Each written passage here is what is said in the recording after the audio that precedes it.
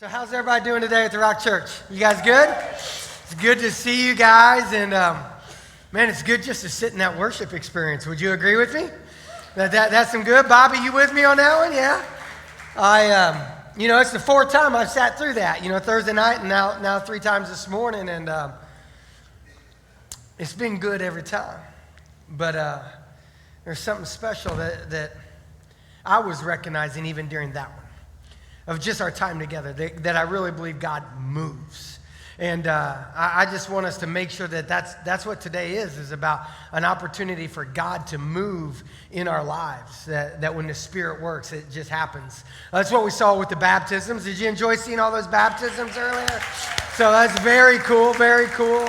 If you don't know what was going on there, we just got done having this gen camps, and we had a church from Danville, Indiana called Northview Church. They joined with us, and their students actually attended worship about 2 weeks ago and then went to camp with us. So we saw several of them taking those steps of baptism, and then a bunch of our students, and then some people from our campuses, and our middle school camp.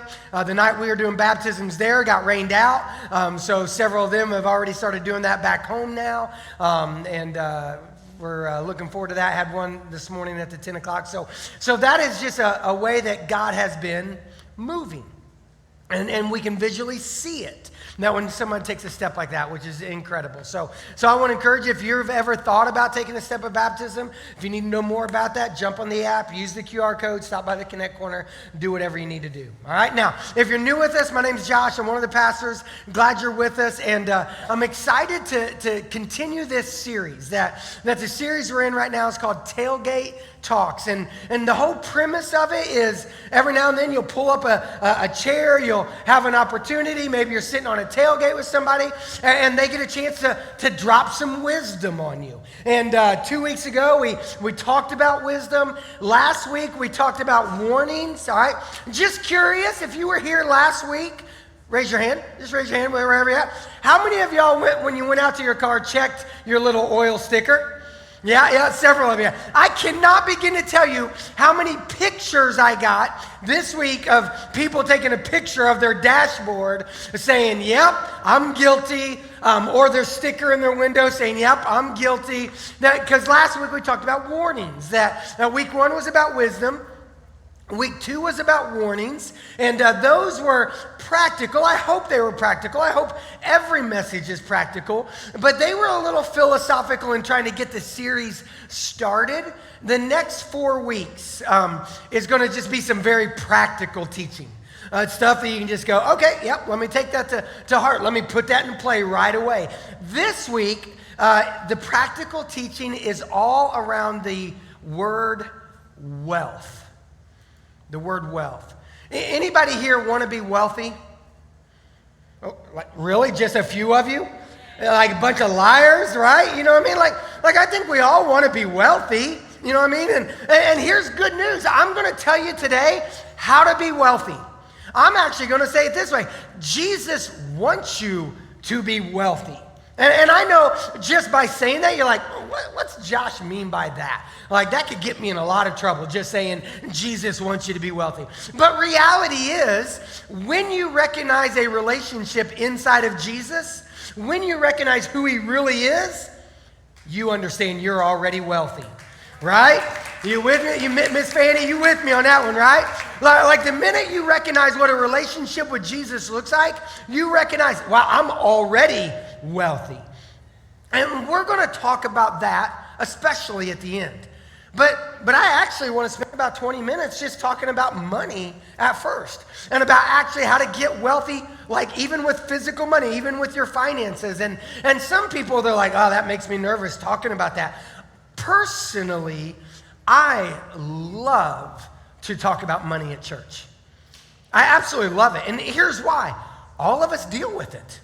Like some of you middle schoolers in here, you might not be having the money questions or struggles yet, but every high school or above, we all start dealing with money. It is a topic that affects us all. And so what I want to do, especially because we are a church that has so many people who are like 30 years of age and younger, I want to do my very best to help prepare you Like literally this week, my oldest daughter, she's 25, we were on the phone. She goes, oh, by the way, my new job, they told me that I can have a 401k and put money in it, and they would do some matching with it. I told them no, because I was like, why would I want to do that? And I was like, Mackenzie, like, while you are young, start investing now, because it's a whole lot easier doing it when you're young than when you're older.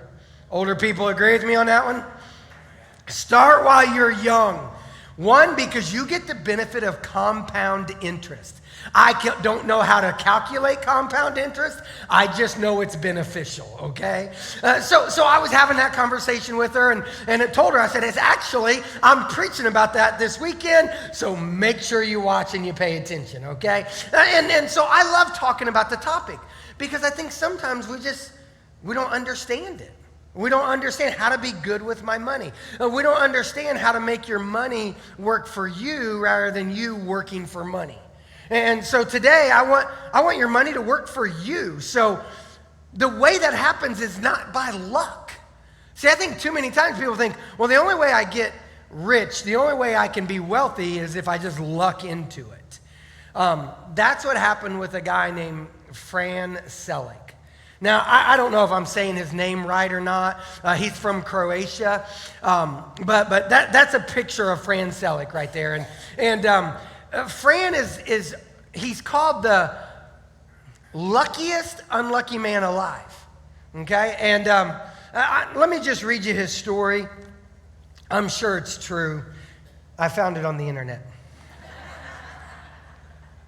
So this is what it says about Fran. He's dubbed the luckiest, unluckiest man in the world. In 1962, he was in a train wreck into a freezing river. 17 people died. He survived. He's lucky. In 1963, 1 year later, he was in a plane crash. 19 people died. He survived. In 1966, he was in a bus crash into another freezing river. 4 people died. He survived. In 1968, he was trying to teach his son how to shoot a gun. The safety came off, and he shot himself in the no-no zone.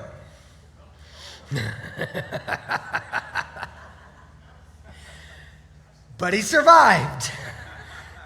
In 1970 and 1973, he was in flaming car accidents. In 1995, he was hit by a bus. In 1996, he was about to get hit by a truck. He avoided it. He hit a rail. He wasn't wearing his seatbelt, so he was ejected and flown 300 feet into a ravine.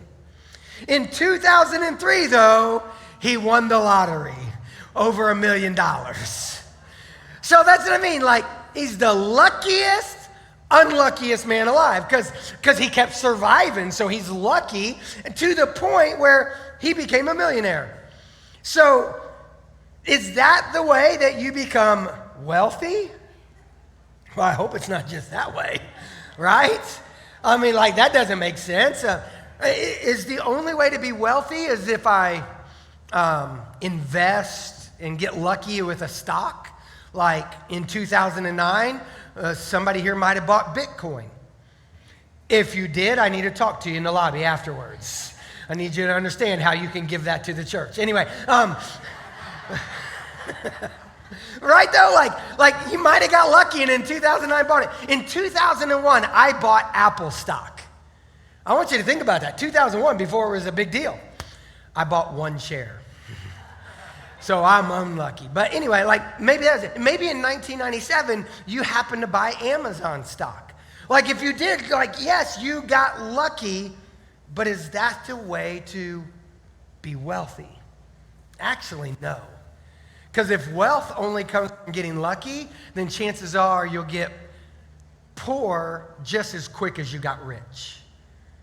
The book of Proverbs says this, and I'm going to dive into the book of Proverbs today. Going to hit it from a bunch of different angles, and I just need to tell you this up front. Normally, if you come here very often, you kind of know this, that normally I take one section of Scripture and kind of walk through it primarily. But this week, I'm going to bounce all around in the book of Proverbs. And here's the first one. It's Proverbs 13:11. It says, wealth from get-rich-quick schemes quickly disappears. And you can know this. There's testimony to this. Just look at how many people have won the lottery and are now poor because they got rich quick, but didn't know how to manage it, didn't know what to do with it, so then they got poor. Look at NFL stars or sports stars. They get wealthy fast, but because they don't know how to manage it, then all of a sudden they get poor quick as well. And that's what the verse points us to. It says, wealth from get-rich-quick schemes quickly disappears. Wealth from hard work grows over time. And that's what I really want to talk about right now, is how to put in the hard work. And by that, I don't mean just go and work hard for a living. All right, which is important, and we're going to talk about that a lot next week when we kind of talk about work, okay? But I think what this verse is really getting at is not just about going and physically doing work. I think it's saying put the hard work in. That if you want to be wealthy, put the hard work in. And what does that look like? How do we do that? Well, if we want to learn, then what I want to say kind of today is, let me have a tailgate talk with you. Okay? Let's pretend like that maybe you stop by my office and we have a conversation that I've had with many people. Maybe let's pretend like that you're one of my kids and I've had this talk with all of my kids at different points about managing money and helping them along that way. Because I didn't have that when I was younger. So I tried to make sure. So let me just kind of pull up a chair and just have a tailgate talk with you. And let's just talk about, if I can say it this way, the ABCs of wealth, all right? That I just kind of want to ABCD it, because I believe if we ABCD it, it'll go a long way in your life. And I've done it this way just to try to make it memorable. But I would challenge you, now's a great time to pull out your journal, as I see some of you have that out. Pull out your phone and take some notes, because I want you just to lock these into your head. Use them for yourself, use them to teach others. That first off, I'd say this, is that if you want to be wealthy, you got to put in the hard work. And the first step of hard work is acknowledging where your wealth comes from. Like that first word is just acknowledge. That we have a problem. We think our wealth comes from ourselves. We think that I'm the one who made myself wealthy. And that just doesn't work. Everything we have is a gift from God. Amen? And not just a gift from God. How about this? Everything we have is God's. The money is God's, the kids are God's, the family is God's, your work is God's. Like, we have to understand, He is the one who is actually in control. Now, let me go back to the book of Proverbs. It says this, that the blessing of the Lord brings wealth without painful toil for it. And all that painful toil there, what that's talking about is that it's not solely dependent on yourself. That it is a gift of God. It's a blessing from God. The writer of Ecclesiastes, who was Solomon, he said this. He said, moreover, when God gives someone wealth and possessions and the ability to enjoy them, to accept their lot and be happy in their toil, this is a gift from God. That we have to understand that everything we have comes from Him.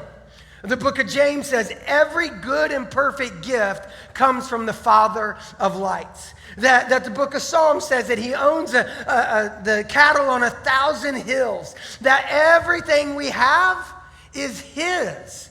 And every blessing we have is from Him. So the first step, the first part of hard work, is simply to acknowledge that it comes from God. But again, we're not very good at this. We often think, well, no, I'm the one who brought my wealth. I'm the one who brought in the money. I'm the one who did this. There was a guy back where I used to live in Illinois. I never met the guy, but he had this really nice house, like big house. Like you'd go, the only way you can live in that house is if you have a lot of money, right? And he had a statue right out front, right by the front gate. And I was always amazed by the statue because it was a statue of a man kind of coming out of the ground. But what amazed me was the insignia on it. What the statue read was, self-made man. And every time I saw that statue, I thought, how poor is this guy? How poor is this guy? Because if he really thinks that everything he has in life is a direct result of him, then he's living a life of poverty. And we do it. We might think, well, I don't do that. Well, we'll do things like this. We're like the little kid who's at McDonald's, who has some fries in front of him, and his dad's on the other side, and all of a sudden his dad reaches across and grabs a fry, and the little kid yells out, "That's mine!" Right? You been there? Maybe it's happened. And you want to go, kid? Did you buy those fries? Did you stand in line for those fries? Do you not realize that I bought those fries? Do you not realize I could buy so many fries from this restaurant that I could fill your life with them? Yeah, you think they're your fries? You feel me on that one? Like, that's how we live. What we need to do is acknowledge everything we have comes from God. Everything. And if we acknowledge everything we have comes from God, well, then we can go on to the second one. Again, remember, it's a tailgate talk. And if we were just up here talking about money, I'd say, well, acknowledge everything comes from God. And then secondly, build upon what he has given you. Like take what he has given you and build it, invest it. Now, again, just talking money, that I would challenge you to invest your money wisely. That if you're talking about what I was saying to my daughter earlier, invest it in savings, invest it in low risk investments, invest it in high risk investments. Invest your money wisely. And I could have conversations with you about that individually if you ever wanted some knowledge, but I'd challenge you also, look at somebody you know who is great at investing. Look at a financial advisor and say, hey, help me figure this out, okay? That we need to do that with our money, but honestly, we just need to do that with every gift God gives us. Invest it, build it. In your kids, build into them. Invest into them. In your talents, build into them. Invest into them. That we have to invest, we have to build what God has given us. Proverbs 21 reads this way: good planning and hard work leads to prosperity, but hasty shortcuts lead to poverty. That I really want you to see this idea of good planning and hard work. Again, I don't necessarily just mean physical hard work. I mean the hard work of going, what do I need to do to invest, to build the things God has given me without taking hasty shortcuts? Build into it. That this is what God wants you to do. Jesus said it so much so that he told a parable about it. That there's a parable, it's in Matthew 25, it says that Jesus, that he told the parable, and he said there was a master who went to 3 of his servants, and to one of his servants, or to all of them, he said, I'm going away on a trip. To one of them, he gave 5 bags of silver. To another one, he gave 2 bags of silver, and to the last one, he gave 1 bag of silver. And then while he was gone, the guy who had 5 bags of silver, it says that he invested it well. The one who had 2 bags of silver said that he put it to work. The one who had 1 bag of silver dug a hole and buried it because he was in fear. And then when the master came back, he said, hey, tell me what you've done with my money. And then this is how it reads. It says, go back 1 verse. Matthew 25:20 reads like this. It says, the servant to whom he had entrusted the 5 bags of silver came forward with 5 more. and said, Master, you gave me 5 bags of silver to invest, and I have earned 5 more. The master was full of praise. Well done, my good and faithful servant. You have been faithful in handling these small amount. So now I will give you many more responsibilities. Let's celebrate together. Do you see what's going on? That Jesus has given us a parable. He's saying, listen, if you will take what I've given you, which remember goes back to acknowledge it's all from God. So if I acknowledge it's all from God, and then I build it, that he says if you'll take it and invest it, don't live in fear, but invest everything I've given you. Invest the finances I've given you. Invest the time I've given you. Invest the resources I've given you. Invest it. And when we invest it in things that are God-honoring, then he returns that back to us. He says, well done. You've done well with that. Now let me bless you in some other ways. But when we hide it, when we say, well, I don't know what to do with it, I'm just going to sit on it, I'm going to ignore the blessing of God, when we don't do anything with it, he actually says to the servant, you lazy servant, away from me. And guys, I don't know a whole lot in life, but I know this in life. When I come to the end of my life, I don't want Jesus looking at me saying, you were lazy and you sat on everything I gave you. What I want him to say is, well done, good and faithful servants. So how do we get there? Build upon what he's given us. But jump into the next one, okay? That if I'm going to get wealthy, I have to acknowledge that it all comes from God. I've got to build on what he's given me, invest it well in God-honoring ways. And then I've got to control my urges and my desires, and I've got to spend it well. And if we're just honest right now, we're probably not real good at this part. We're probably not real good at controlling our spending. And maybe you can remember the first paycheck you ever got, right? Like some of you, it was just last year, you're young. Others of you, you're a little bit older like me, and you're like, oh yeah, I remember. And you remember getting that first paycheck, and you're like, that's a lot of money. Man, that looks good. And within a day, it's gone, right? Because you're just like, I've never had money like this. And you go out, oh, I'm going to buy this, I'm going to buy this, and it's gone. Or maybe you can remember like when you started college and you got that credit card offer in the mail that it's time to build your wealth and to get some credit, and it's got $1,000 credit limit, and you're like, oh man, this is, like I can buy a TV. Oh, I'll pay it off right away. Liar. Right?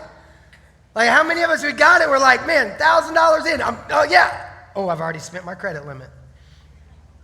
And then you're paying on it, and you're paying on it, and you're paying on it. Why? Because we're greedy. We don't control what God has given us. Look at this verse in Proverbs. Proverbs 23. Don't wear yourself out trying to get rich. Be wise enough to know when to quit. Like, be wise. And say, you know what? I'm good. In a blink of an eye, wealth disappears, for it will sprout wings and fly away like an eagle. That's what will happen. So we have to quit being greedy, and we got to control our urges. Look at the next verse. The wise have wealth and luxury, but fools spend whatever they get. Fools will spend everything they get. So how do we be wise and not be foolish and spend everything? Well, here's the next part of control. One, don't be greedy. But secondly, learn how to budget. Just learn how to budget. And I know a lot of people say, man, budgeting is not fun. No. But here's the beauty of budgeting. You tell your money where to go. When you budget, you're able to look at everything you get and say, let me tell you what I'm going to do with you. You're actually in control. And the beauty of a budget is it will help you spend effectively. And here's what I would say with budgets, that it's just real simple. Take the first 10% of your income and just give it to God. Don't even question it. Just say, I'm just giving this to the Lord. 10%, I'm going to give to the Lord. And then the next 10% is towards your future self. And here's what I mean by that. I put it in savings, I put it in low-term, low-risk investments, and then high-risk investments. That I put money away for the future. Because things will come up. You will need an emergency fund. Remember Abby's car that needed oil? Well, it also needed brakes, I found out. Right? I wasn't expecting that, but because we had money sitting over here in savings for an emergency fund, no big deal. We just take care of it. That you put 10% to the Lord, 10% to savings, and then you live on 80%. The problem is, most of us don't live on 80. We don't live on 90. We don't live on 100. We actually live probably on 103 or more percent. Which you might look at that and go, how is that even possible? You know what I mean? Like as a coach, like I hear coaches say this all the time. Give me 110%. Right? Like they'll say, give me 110%. And well, it's impossible to give 110%. Right? Like as a coach, I never asked a player to give me more than 100%. Because if they had more than what they were giving me, they weren't giving me 100 already. Right? So you can't give more than 100%. But you can spend more than 100%. And the way we spend more than 100% is we're spending today on what we're making tomorrow. We put things on credit cards, the interest rate hits, and we're only paying the minimum, which means I'm actually living on more than I make because I'm paying for something in the future that I'm living today. So let's not live above our means. Let's control what we've got. And then lastly, if you want to get wealthy, then acknowledge who's actually giving it to you. Build upon that. Control what he's given you in your spending. And then decide to do what's best. Decide to do what's best. Look at your money and say, I'm going to do what's best. And the best thing to do with your money is give it away. And I know that might sound crazy, but the best thing to do with your money is to be generous. And we see that, and again, back to the book of Proverbs, chapter 11. It says, give freely and become more wealthy. Be stingy and lose everything. The generous will prosper. Those who refresh others will themselves be refreshed. That if we will look at what's going on in our money, and if we'll learn this lesson of generosity and of giving, then you'll actually look at your money in a whole different way. That if I budget that first 10% to God, here's what will actually happen. He'll give you more money so you can be generous on top of that. Look at this next verse in Proverbs. It says, honor the Lord with your wealth and with the best part of everything you produce. And then he will fill your barns with grain, and your vats will overflow with good wine. That if I will honor the Lord, if I'll look at what he's given me and I'll say, God, I want to honor you. I want to do what is best. Then he gives us a promise to return that back to us. That he is going to take care of you. He's going to make sure you have plenty of food and things to drink, that you're going to be in good shape. That if I honor the Lord with my best, when it comes to my money, when it comes to my time, when it comes to my resources, I honor him with my best. It's so much so that what he'll give you in return helps you take care of others later. Well, that's the crazy part about it. We see it in the New Testament as well, in 1 Corinthians, that it says that when you give to the Lord, he will generously give back to you so that you can give to others. That all of this, what I'm saying right now, is when I give God my best, he'll take care of you and others. Yes, too many times, we're stingy with our money. We'll be like, I don't know. We see it in the life of Cain. I don't know if you've heard the story of Cain and Abel. They're from the very beginning of the Bible. Genesis chapter 4. And Cain was a guy who was a farmer, if I can call him that. Abel was his brother, and Abel was a shepherd. And one day Cain decided to give an offering to God, and he took some of his grain, some of his fruits, and he took it to God. But actually what he gave was leftovers. Like he didn't give of his best. Abel, on the other hand, though, he was the shepherd. He took his best animals. He took the ones that were fattened. He took the ones that were perfect, and he gave that to God. And it says that God was more pleased in Abel's offering. And because of that, Cain was jealous and he was upset. So God went to him and he said, Cain, if you would have just given to me of your best. But instead, sin is crouching at your door. And it's about to devour you. And sure enough, it did, because a little bit later on, Cain killed his brother Abel out of jealousy. And guys, I'm afraid sometimes we do that very same thing, and we live this life where we're stingy rather than giving to God. And when we're stingy and we don't practice generosity, when we're stingy and we don't acknowledge that it's from Him, when we're stingy and we don't try to build it in God-honoring ways, when we're stingy and we don't try to control it in God-honoring ways, then what we do is we hurt ourselves and others. We don't live the rich life that He's called us to live. I remember a time, it was a long time ago. That's a better way to say it.